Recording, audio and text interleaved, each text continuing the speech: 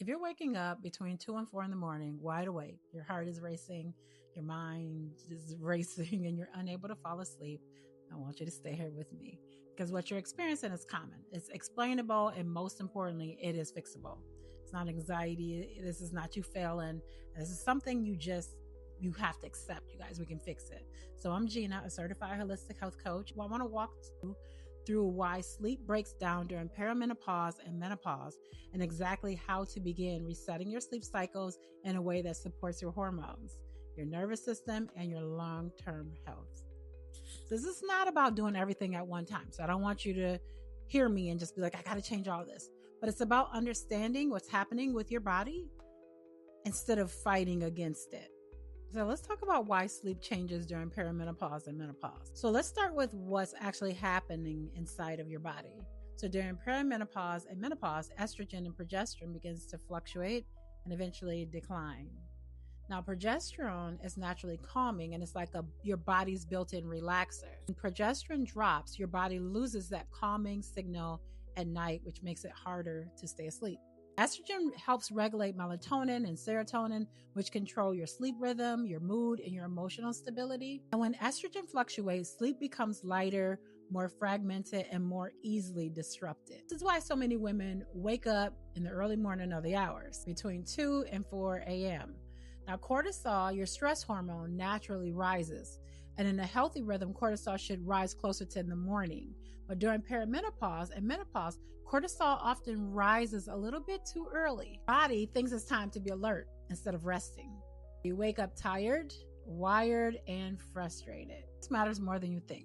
So sleep is not just rest. Sleep is when your body repairs the hormone, stabilize your blood sugar, lowers inflammation, it supports your heart health, it regulates your appetite hormones, and it resets your nervous system. But when sleep breaks down, everything else follows.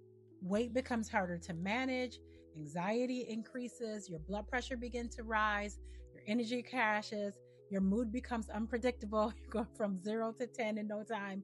And this is why fixing sleep is often the first and most important step in restoring health during this season in our lives. The first reset we got to do is we need to set the room temperature.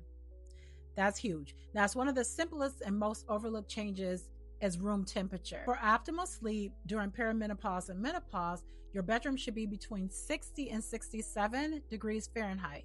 I keep mine at 65, but it just depends on what you like yours.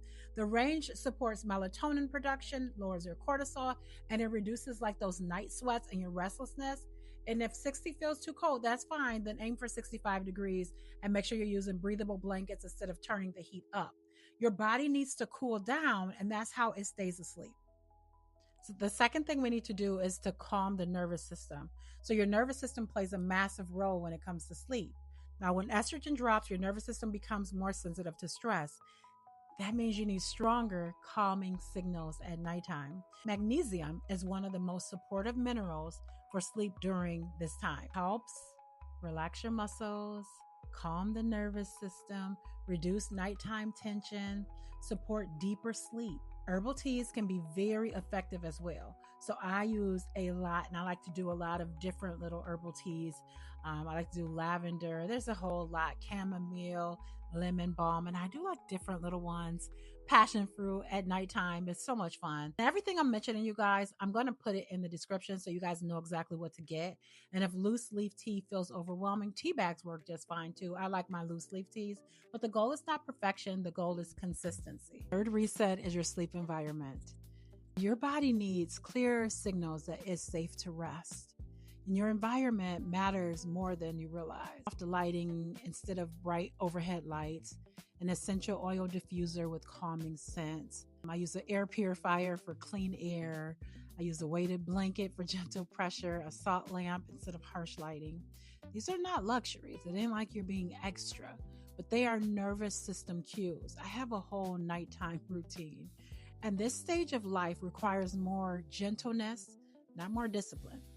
Now, we've spent years caring for other people, and now our body is crying for us to care for us too. It's like, please take care of me. And the last one is consistent night routines. Our body thrives on rhythm. So going to bed wildly different times confuses your hormones. But a simple, repeatable nighttime routine tells your body what to expect. Now, this might look like dimming your lights an hour before bed, maybe turning off stimulating content, drinking calming tea, taking your magnesium, using your diffuser, getting into bed at a consistent time. I have a whole nighttime routine. Now, you don't need it to be perfect, but you need it to be predictable. So your body says, "No, you're ready." At night, by the time I finish my tea, my body's like, "Yes, it's time to go to sleep." And why this works? It works because when you support sleep, you support everything else that's going on in your body. Better sleep means lower cortisol, improved insulin sensitivity, it reduces inflammation, you have a steadier mood, you're happy, a better weight regulation, some of that weight falls off, and a healthier blood pressure. Sleep is not optional in perimenopause and menopause. It is foundational. So start small. You don't need to change everything at one time. You don't got to change everything tonight. But pick one or two things and then like maybe lower the room temperature, maybe add magnesium or introduce calm tea or dim lights earlier. Do something, but just do maybe one or two things and then build on from there. Small changes done consistently create powerful results. Now, if your sleep has felt broken, I want y'all to hear this clearly, okay? Body is okay. It is okay. People be like, I don't know what's wrong with me, but it's communicating with you. When you learn how to support it instead of pushing through it, your sleep is definitely going to improve.